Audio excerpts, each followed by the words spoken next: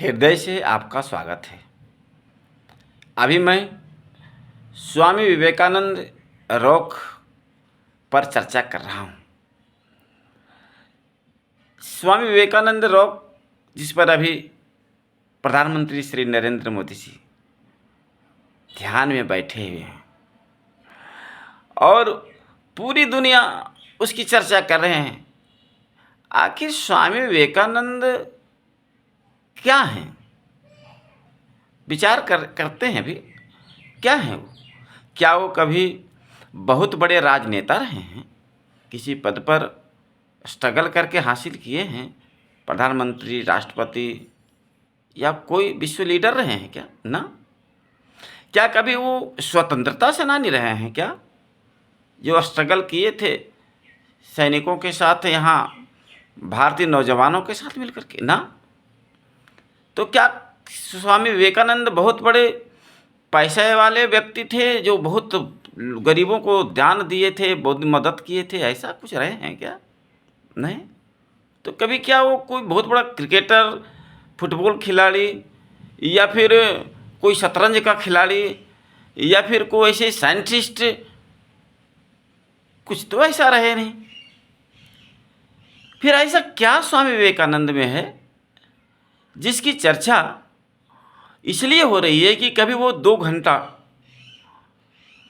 दक्षिण भारत में केरल तट पर समुद्र के बीच में शिला पर 2 घंटे का मेडिटेशन किए थे। कब? जब विश्व धर्म महासभा अमेरिका के शिकागो शहर में 11 सितंबर 1893 को हुई थी।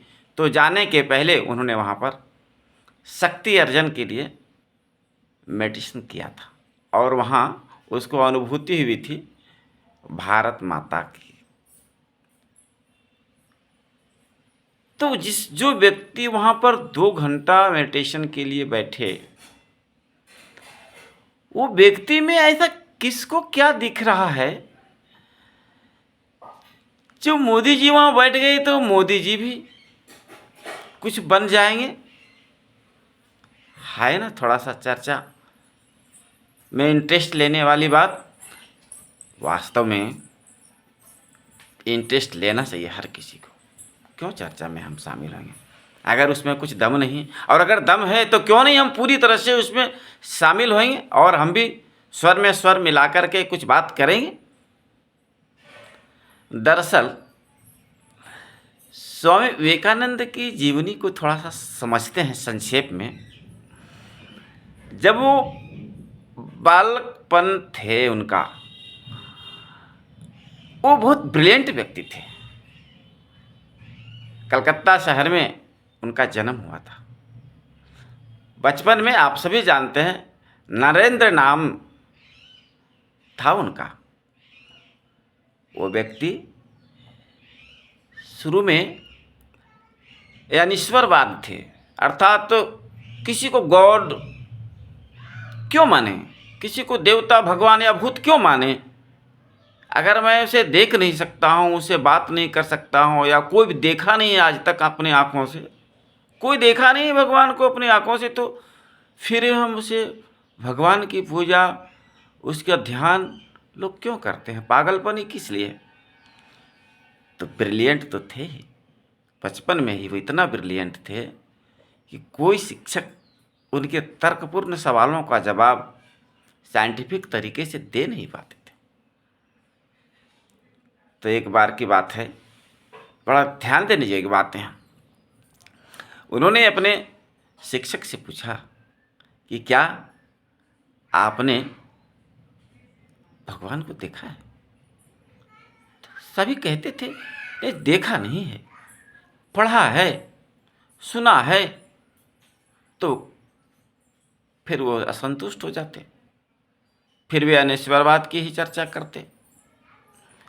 कई ज्ञानी व्यक्तियों से उन्होंने संपर्क किया, लेकिन हर व्यक्ति से वह असंतुष्ट ही रह जाते।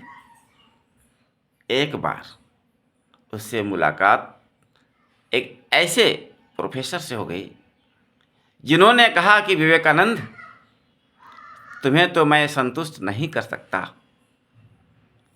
लेकिन एक व्यक्ति को मैं जानता हूँ, जो मैं दावे के साथ कहता हूँ, वो तुम्हें संतुष्ट कर देगा। विवेकानंद बड़ी उत्सुकता से सर से पूछे कि आखिर वैसा कौन व्यक्ति है जो भगवान को अपने आँखों से देखा है। तो उन्होंने बताया कि हुगली नदी के तट पर बेलूर मठ एक स्थान है, जहाँ पर एक बुजुर्ग व्यक्ति कुटिया में रहते हैं और बहुत से लोग उसे मिलने जाते हैं।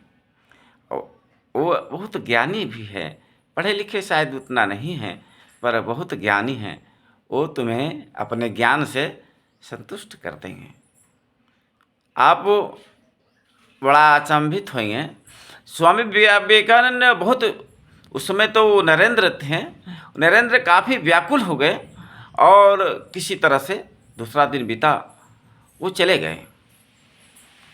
और जब वहाँ गए तो रामकृष्ण परमहंस ने उन्हें देखते ही मुस्कुरा दिया और कहा कि तुम बहुत इंतज़ार करवाया है स्वामी, सॉरी नरेंद्र।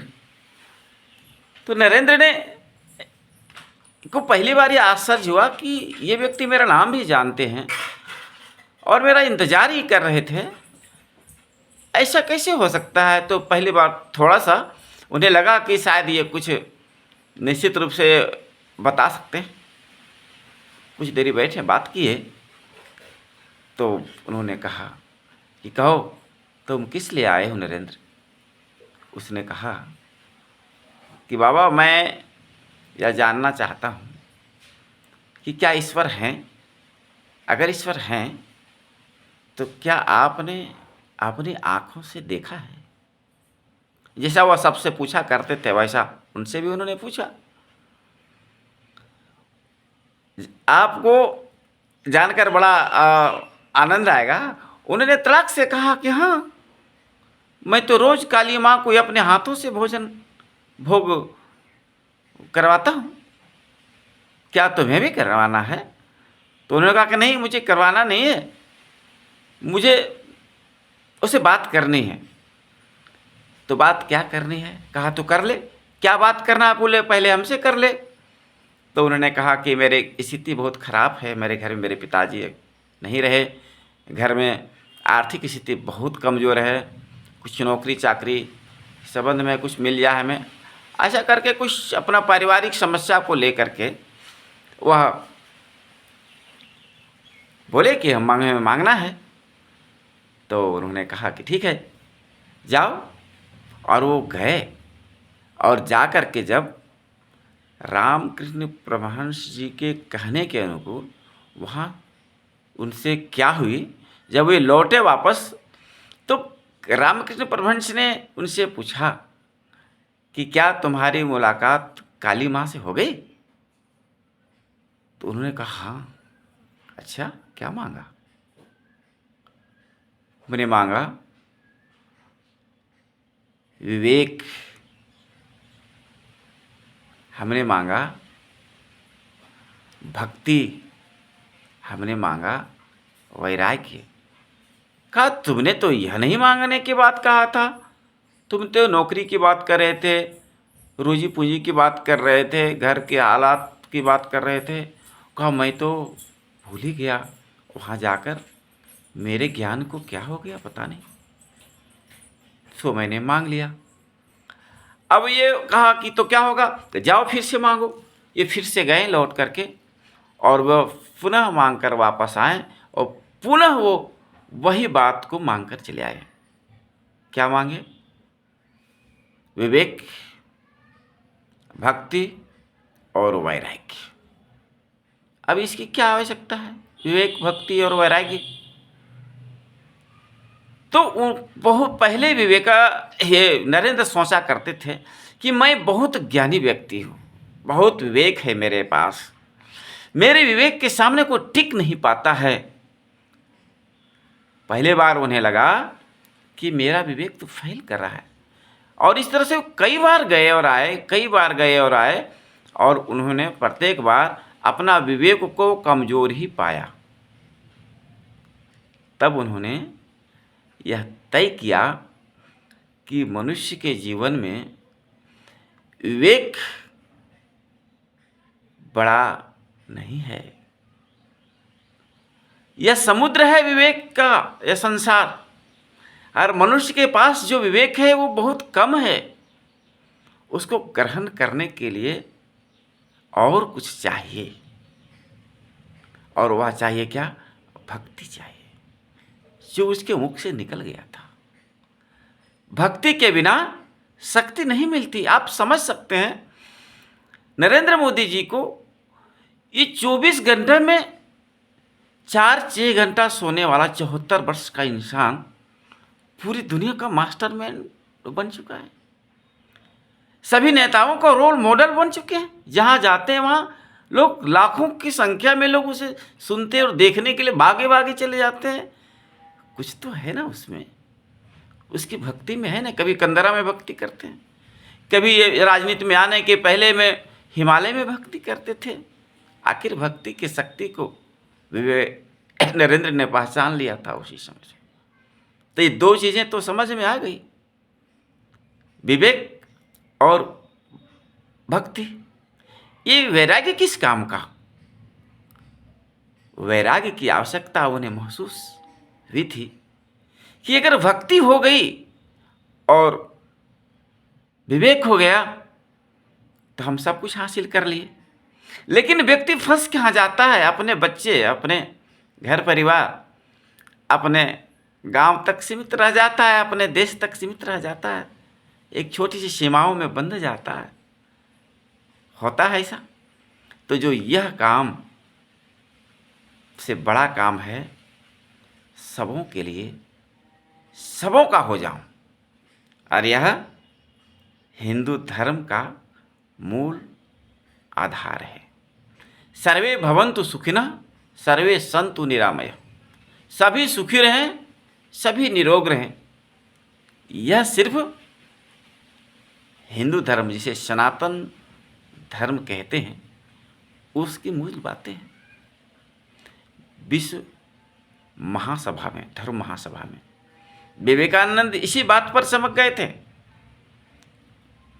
विवेकानंद का जो विचार था, इस विचार में इतना दिव्य शक्ति भरी हुई थी कि उस समय का जो अमेरिका के अखबार था, तत्कालिक अखबार, द नेशनल हेराल्ड नाम का कोई अखबार वहाँ था, उन्होंने छापा था कि वस्तुतः स्वामी विवेकानंद विश्व धर्म महासभा के सर्वश्रेष्ठ व्यक्ति हैं। अखबार ने छापा था। अनुमान लगाइए, आज को कहते हैं यह सर्वश्रेष्ठ व्यक्ति है तो लोग हल्ला मचा देंगे, लोग तबाही कर देंगे कि सर्वश्रेष्ठ क्यों कह दिया। लेकिन उस समय पूरे विश्व के धर्म गुरुओं ने ही नहीं, पूरे अखबारों ने यह कहा था कि विवेकानंद सर्वश्रेष्ठ व्यक्ति है। यह जो शिला आप देख पा रहे हैं, वह कोई साधारण शिला का संदेश नहीं है। क्या संदेश है? संदेश है एक शिला पर बैठकर पत्थर की पूजा करने वाला व्यक्ति ईश्वर को पत्थर पर विश्वास करके, ये हिंदू ही हो सकता है।